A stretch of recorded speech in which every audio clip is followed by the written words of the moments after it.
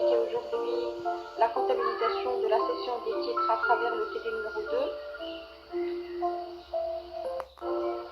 Voilà, donc on a deux types de titres, à savoir les immobilisations financières à plus d'1 an et les TVP, les titres et valeurs de placement à moins d'1 an. Donc lorsqu'on veut investir dans le court terme, c'est appelé les TVP. Lorsqu'on veut avoir des éléments qui font partie de l'actif financier, ça s'appelle des immobilisations financières. Faisons maintenant un rappel de cours. Alors c'est quoi les titres et valeurs de placement, les éléments à moins d'1 an? Donc il s'agit soit des titres de propriété ou bien des titres de créance. Lorsqu'on dit titres de propriété, ça veut dire des éléments qui font partie du patrimoine de l'entreprise. Ça veut dire les actions parties libérées ou bien les actions parties non libérées. Pour les titres de créance, donc تسمى شهادة السلف. بالنسبة للتيtre de propriété كتسمى شهادة ملكية. Alors toutes les deux, ça fait partie de la rubrique 35. Pour les titres de créance, donc on a deux comptes, à savoir les obligations, les bons de caisse et bons de trésor. Alors commençons par l'exercice 1, c'est le cas de la cession des titres de propriété. Donc pour les titres de propriété, vous savez bien sûr qu'il s'agit soit des actions ou des titres de participation. Regardez attentivement votre tableau. Alors vous avez un nombre d'actions vendues, vous avez un prix d'acquisition de 250 qui est inférieur au prix de cession de 280, une valeur nominale qui est de 210. Je rappelle que la valeur nominale, c'est la valeur de naissance, c'est la valeur pour laquelle un titre a été vendu pour la première fois sur le marché. Vous avez un pourcentage non libéré, des commissions bancaires, bien sûr en taxes, et la TVA sur les commissions bancaires. Alors pour la comptabilisation des actions, je commence toujours par la partie origine de l'argent. Donc pour la partie origine de l'argent, on utilise toujours produit de cession d'immobilisation financière. Notez la remarque suivante. Même s'il s'agissait d'un compte pour les titres de participation, on utilise toujours produit de cession des immobilisations financières parce que ce sont des immobilisations financières de l'entreprise, des éléments financiers qui restent durablement dans l'entreprise. Alors de l'autre côté, bien sûr, il y a un montant qui va être dans le compte bancaire de l'entreprise. Il y a des services bancaires à payer à la banque du moment que rien n'est fait gratuitement par la banque et de la TVA payée sur les services bancaires. Passons maintenant au calcul justificatif. Alors, pour le calcul de la partie libérée, la définition est simple. C'est tout simplement le prix multiplié par la quantité. Donc, c'est le prix d'acquisition fois le nombre de titres. Donc, application numérique, ça va faire 125 000. Pour la définition, pour la formule de la partie non libérée, donc c'est le nombre de titres fois la valeur nominale pour le pourcentage non libéré. Application numérique, c'est 42 000. Pour la comptabilisation des actions, ça va être toujours pour la somme de la partie libérée plus la partie non libérée qu'on va voir dans la comptabilisation du 31-12 dans les écritures de fin d'exercice. Et voilà, je mets tout simplement les montants que je viens de calculer. Donc 140 000 pour le produit de cession des immobilisations financières, 1200 hors taxes pour les services bancaires, donc on n'a rien calculé, 10% ça va faire 120. Et pour calculer le montant qui va rester dans le compte bancaire de l'entreprise, c'est la différence entre les éléments de débit et crédit. Donc ça va faire 140 000 moins 1200 moins 120 qui va faire 138 680.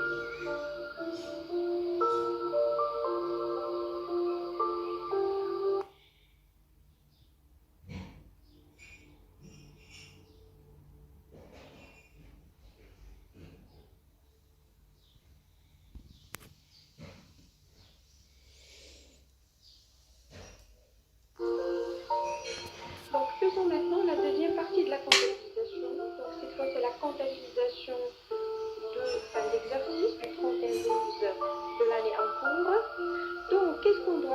doit faire la sortie du bilan des actions. Alors du moment qu'ils ne font plus partie du patrimoine de l'entreprise, on doit créditer le compte action, il doit sortir du bilan. Donc on se pose la question, est-ce qu'on va faire la sortie du bilan pour le prix d'acquisition ou pour le prix de cession? Alors la réponse tout simplement, donc c'est la somme de la partie libérée plus la partie non libérée qu'on va calculer dans la diapositive qui suit. Alors ceci pour la partie origine de l'argent, qui est la partie du crédit. Pour la partie du débit, on utilise deux comptes, à savoir la valeur nette d'amortissement des immobilisations financières cédées, donc c'est la partie libérée, et le compte 14880 dettes de financement diverses, qui est la partie non libérée.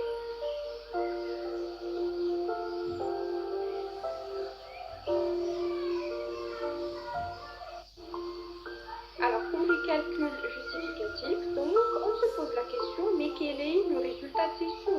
Est-ce que c'est un résultat de cession positif qu'on appelle plus-value ou bien un résultat de cession négatif qu'on appelle moins-value? Donc pour avoir le résultat de cession, c'est tout simplement le prix de cession moins la valeur nette d'amortissement. Donc application numérique, ça va donner 15 000. Donc c'est un montant qui est supérieur à 0, donc ça s'appelle une plus-value.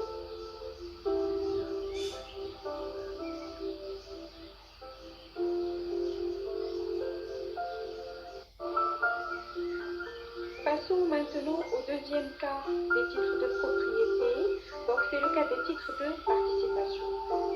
Regardez attentivement votre tableau avec un nombre d'actions vendues de 1000, une date de cession quelconque, un prix de cession de 290 qui est inférieur au prix d'acquisition, une valeur nominale de 200, un pourcentage non libéré de 3 sur 5. Les commissions bancaires non taxes toujours pour 2000 et 10% pour les commissions bancaires. Regardons la comptabilisation dans ce qui suit.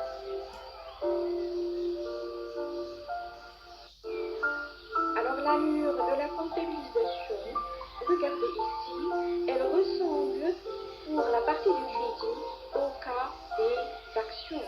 Donc c'est toujours, dans la partie origine de l'argent, c'est toujours le compte 7514, produit de cession des immobilisations financières. Bien sûr, pour la partie du débit, il y a un montant que je vais avoir dans le compte bancaire de l'entreprise. Il y a des services bancaires à payer à la banque et de la TVA sur les services bancaires. Regardez l'application numérique dans ce qui suit.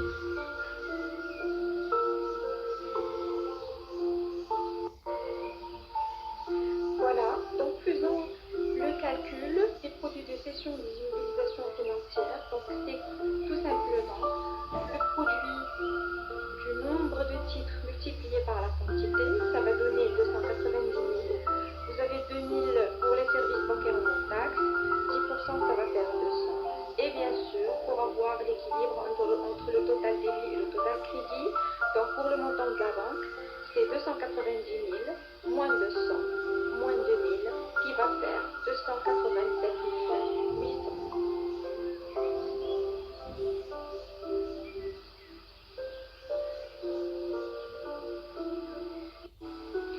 Alors maintenant, on se pose la question, mais quels sont les produits de cession des immobilisations financières? Alors tout simplement, c'est le prix de cession multiplié par le nombre de titres. Donc tout à l'heure, je ne les ai pas explicités en termes de chiffres. C'est 290 fois 1000 qui est de 290 000. Alors, faisons maintenant la deuxième partie de la comptabilisation pour les titres de participation. Donc regardez que c'est le même principe qu'on a fait tout à l'heure pour les actions. Donc c'est une comptabilisation à deux étapes. Donc comme tout à l'heure, donc du moment que les titres de participation ne font plus partie du bilan de l'entreprise, on doit faire une sortie du bilan des titres de participation. Donc au début, lorsqu'il y avait une entrée, lorsqu'on les avait achetés, ça existait au débit. Maintenant, du moment qu'il va être sorti, donc on va les créditer, d'accord, pour la partie libérée plus la partie non libérée. Donc c'est une formule à apprendre par cœur. Donc ceci pour la partie du crédit. Pour la partie du débit, j'utilise deux compte, comme tout à l'heure pour le compte des actions, donc c'est le compte de la VNA et le compte d'être rattaché à des participations qui concernent la partie non libérée. Pour la VNA des immobilisations financières CD, c'est plutôt la partie libérée. C'est assez simple.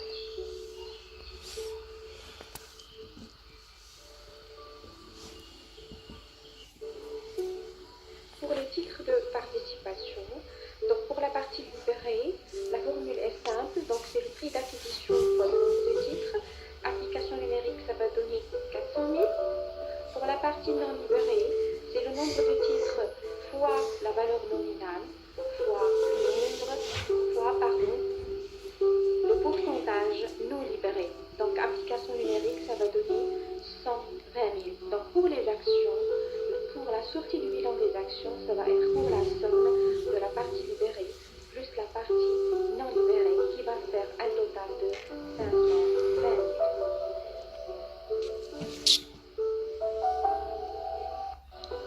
Voilà, donc il nous reste à comptabiliser les éléments déjà calculés auparavant.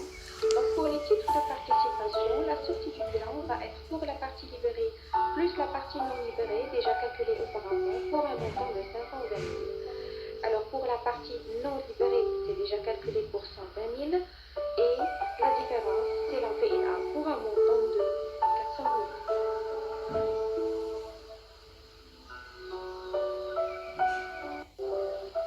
Calculons maintenant le résultat de session. Alors la formule est la suivante, c'est le prix de session moins la VNA. Donc remarquez ici qu'on va obtenir un résultat négatif pour 110 000, moins 110 000. Donc c'est une moins-value. Passons maintenant à l'exercice suivant. Et là, c'est le cas de la session des titres à court terme. Donc, cours de rentabilité, rapidement, ça s'appelle les CDP. Et je commence par le premier type qui sont les obligations à court terme. Regardez attentivement votre tableau avec un nombre d'actions vendues de 200, une date de cession quelconque, un prix d'acquisition pour 150 qui est inférieur au prix de cession de 168, des commissions bancaires quelconques et 10% pour les commissions bancaires. Regardez la comptabilisation dans la diapositive suivante.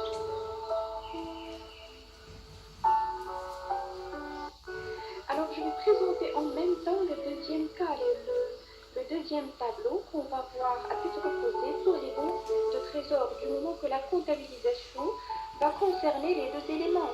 Donc on va faire la sortie du bilan et des bons de trésor et des obligations. Donc cette fois, avec un nombre d'actions vendues de 11 000, un prix d'acquisition de 140 supérieur au prix de cession de 130. Regardez l'explication et la comptabilisation dans la diapositive suivante. Alors, la surprise est la suivante, c'est que la comptabilisation va se faire en une seule et unique étape au moment de la session. Donc, il y a une sortie du bilan des obligations, donc c'est la partie crédit. Il y a une sortie du bilan des ventes de trésor. Remarquez dans l'autre partie, bien sûr, il y a un montant qu'on va avoir dans le compte bancaire de l'entreprise, un montant toujours à payer à la banque, rien n'est fait gratuitement, et bien sûr de la TVA sur les services bancaires. Vous allez vous poser la question suivante, pourquoi on a utilisé des produits de cession de TVP et pourquoi on a utilisé le compte charge net sur cession des TVP? Bon, naturellement, on se dira que soit pour les obligations, on a réalisé des bénéfices, et ce sont des produits de cession des TVP, ou bien pour les trésors ou les bons de trésor, on a réalisé peut-être des pertes. C'est ce qu'on va voir dans la diapositive suivante. C'est une supposition. Regardons la réalité. Donc il me reste uniquement à vous montrer les résultats que vous pouvez vérifier en faisant vos calculs dans une feuille à part entière. D'accord? Donc pour les obligations, on va avoir 180 000. Bons de trésor, 154 000. Pour les produits de cession des TVP, 24 000 à vérifier dans les calculs justificatifs tout à l'heure. On va avoir des charges nettes sur cession des TVP pour 11 000. Et bien sûr, on va obtenir un montant finalement dans le compte bancaire de l'entreprise pour 346 100 diapositive suivante pour vérifier le montant.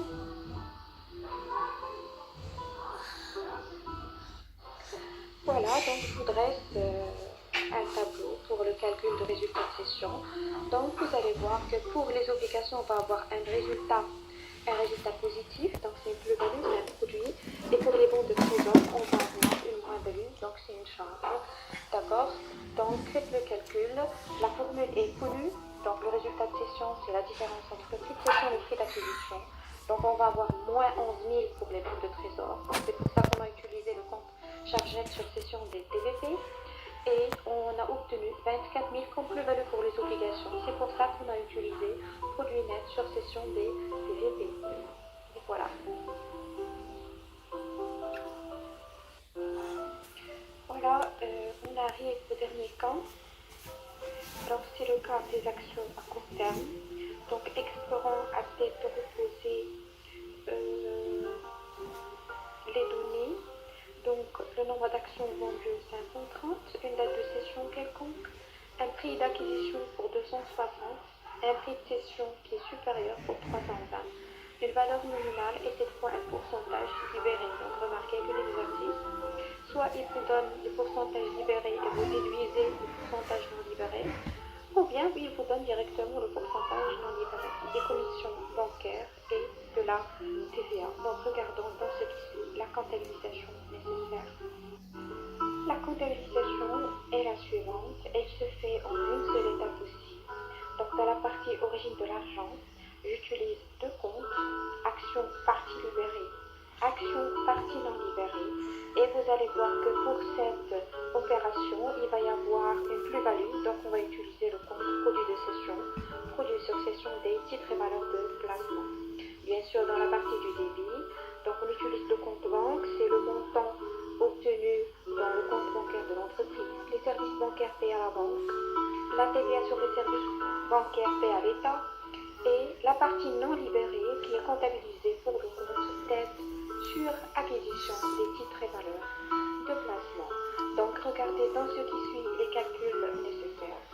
Donc pour les services bancaires, 450 en hors taxe, rien à calculer, 10% de TVA, ça va faire 45. Regardons le reste des calculs dans ce qui suit. Voilà les calculs justificatifs. Donc pour la partie libérée, c'est le nombre de titres pour le prix d'acquisition. Donc ça va donner 137 800. Pour la partie non libérée, c'est le nombre de titres fois la valeur nominale fois le pourcentage non libéré. Donc ça va être pour 40 280. Donc si vous calculez le résultat de cession, bien sûr, c'est la différence entre le prix de cession moins le prix d'acquisition fois bien sûr le nombre total des titres. Donc ça va faire 31 800 qui est un montant positif. Donc c'est une plus-value. C'est pour ça qu'on a utilisé tout à l'heure le compte